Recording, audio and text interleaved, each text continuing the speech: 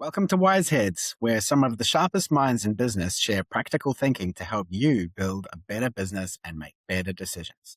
This week, I'm delighted to be joined by Helen Steemson. Helen has spent years helping businesses work out not simply what they want to say, but how to say it in a way that people will actually read, believe, and act upon. Today, we're talking about the power of words. What can genuinely good copy do for a business? And in a world where AI can generate perfectly competent sentences in seconds, what becomes more valuable about genuinely well-crafted copy? Helen, thanks for joining me today. Pleasure to be here digitally. We spend so much time thinking about logos and imagery and websites and advertising.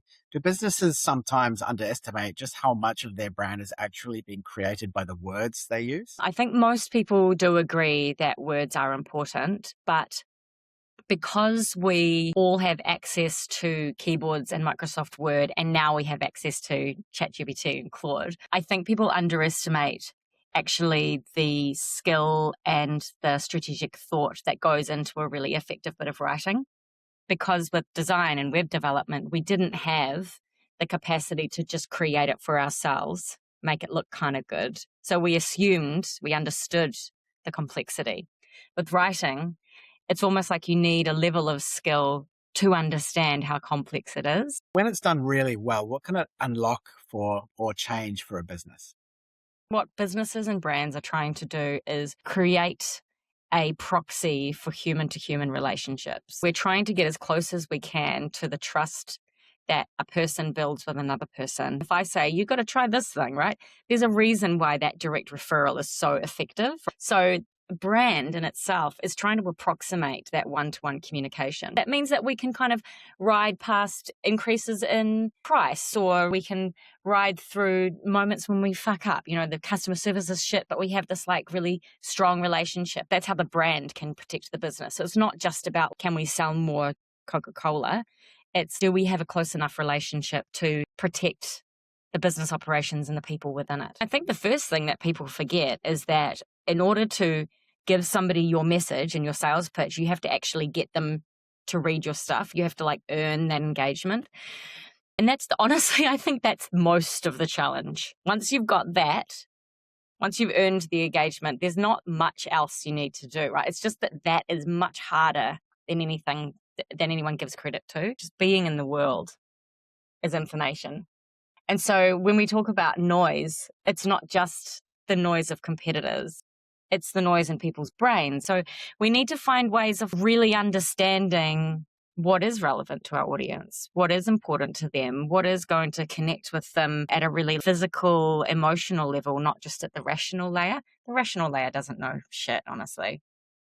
We think it's making all the decisions, but it's not. It's post-rationalizing all of our emotional decisions. I think because AI is letting us crank out quantity, the job is getting even harder and harder and harder. And we cannot do mediocre messaging anymore. AI can do nicely crafted in 5 seconds. That's not the thing.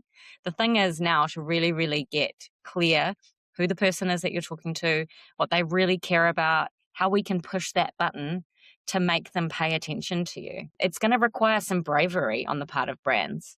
We're probably going to be needing to make some braver calls and to do some more interesting things to continue earning attention. We increasingly hear in the agency world, we hear about segments, sustainable Susan or anxious Anna. How much better do you think writing becomes when you stop thinking about an audience segment like that and start instead imagining one actual person that's reading your copy?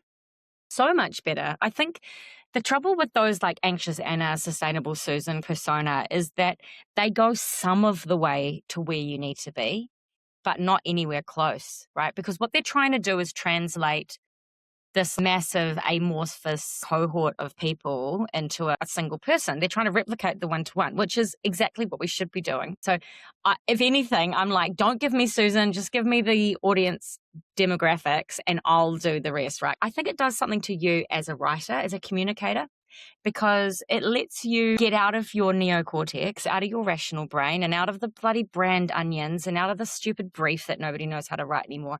And it gets into your the instinctive part of your body. And that's unlocking this incredible power within you. But if we don't have a person that we're talking to, we can't access that part of ourselves. It all stays up here in this very rational, intellectualizing space. And it's very hard to break out into anywhere interesting from that. What do you reckon's harder to write, though? Something that sounds impressive using velvety language, or something that's just incredibly concise, simple, and clear? My first draft always has velvety language in it. That's the easy stuff. That's why AI is really good at velvety language. The hard part is boiling it down into its most crystalline form. And to do that takes real care and understanding of what each word actually is saying and what hasn't earned its right to be in there. So velvety words are there for a reason, but they're like special occasions. They're not everyday words. What do you think about the fact that now everyone's pretty much a copywriter when it comes to sort of content posting and writing these really long posts on LinkedIn? I would much rather read a post with spelling errors and misplaced commas and ill thought out lines that had depth of thought and had an insight into that person's humanity. I'm so fucking bored with AI writing. It sounds like there's one person writing, right? And I think that that one person has to be the most boring person I've ever met, with no opinion, no bias, no backstory, doesn't swear, doesn't use slang. The way that people use words tells you their origin story. And if you're not going to show your voice and show your personality, you're not building relationships. You're just letting robots talk to each other, and there's no point. I use AI all day, every day. Don't get me wrong. But I use it around my work, right? So I'm using it to help me understand complex ideas. I'm using it to critique my drafts. People are buying from you personally. The inarticulateness is part of the deal. Otherwise, they're going to meet you and they'll be like, you don't talk like that person at all. If everybody is writing nicely articulated ideas that can't be challenged, that sit on both sides of the fence, what is a nicely articulated idea that doesn't have spelling errors going to do on that platform? I think that brands and people, in order to be successful in this beige world of AI-generated content, we need to be leaning in to our humanity and our unpolishedness and our inarticulateness and into our controversial ideas. I think it's the only way we're going to ever cut through. Everything else is beige. Harking back to that simplicity piece again, do you think that businesses sometimes weaken a compelling proposition by trying to include every feature or benefit rather than just making themselves about one simple property? People tie themselves in knots when they're in my copywriting training sessions because I'm introducing this idea of single-mindedness. We need to talk to one person about one thing so that we can get them to take one action. Anything else is going to result in an entirely ineffective bit of comms. So if we think about our writing tasks, we need that granularity because single-mindedness is the key to creating messages that actually have something to say. Otherwise, you end up with generalities and vague statements, and most often you end up talking about yourself. I like talking about myself, but I don't really like talking to people who are talking about themselves constantly. And the same goes with brands. So we have to get like brutal on it. And that's scary. Strategy is the process of deciding what not to do. Creativity is the process of deciding what not to do as well.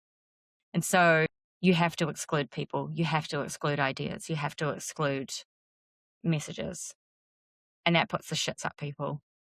But it's the only way to do it. At its heart, copywriting is often about influencing behavior. So what actually separates persuasive copy from copy that simply gives somebody information? Once you've got the will people actually notice and read this? And then has it made it as easy as possible for my reader? Is it clear, concise, pithy? Is it easy to read? Once you've done those two things, you're most of the way there, honestly. Most copy fails before it gets to those points. When I'm going to tell a story about football and I know that 90% of them don't play football, right? But the specificity of it there's something about it that means that people, even if they don't like football, if there's a real specific or a real example that they can then like hang their hats on, their mental hats on, they like generate their own stories internally.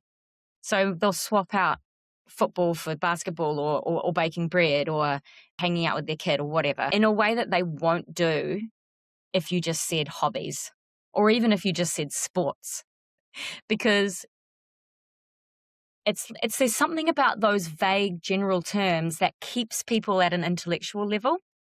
Give me an example. Tell me a story about actually what this could look like for somebody.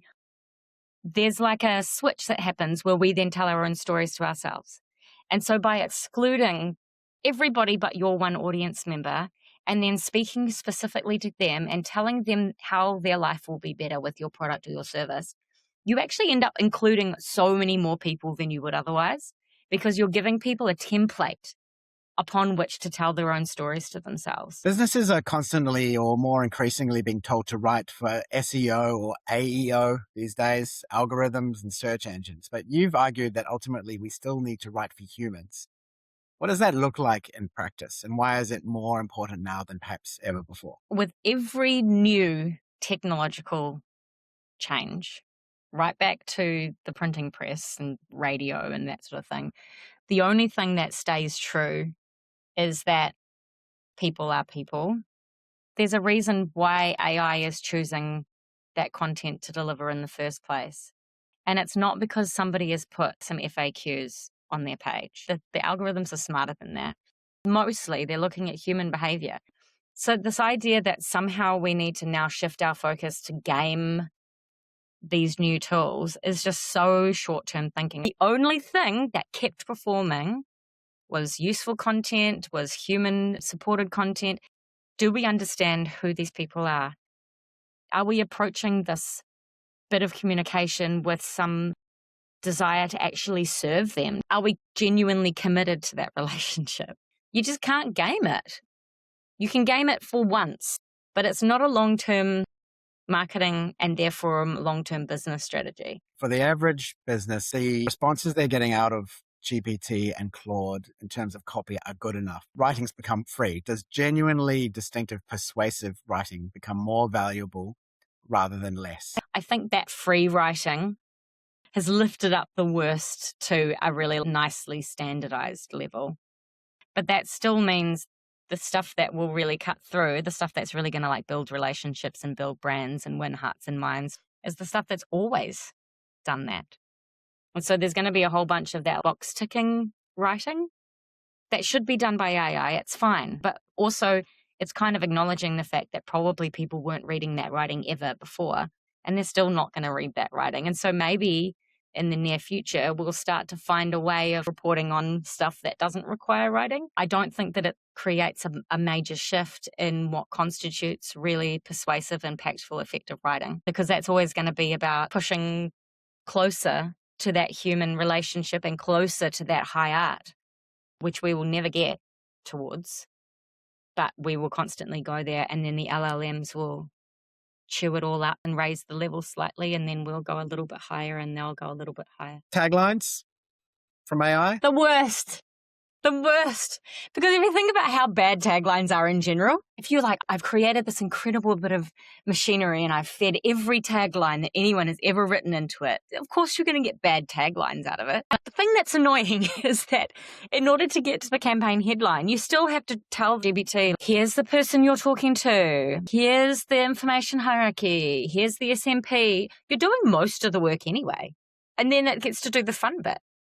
If there is one thing any business watching this should take away from this conversation, what piece of advice about the words they use would you offer them? How is this serving the reader? Stop thinking about yourself and your brand and your business and the stuff you're trying to say or the stuff you want to say, and start thinking about what the reader needs to hear from you. It's hard because you're the only one there sitting in front of your computer screen. So it's easy to forget that there's a person there who you really are trying to connect with.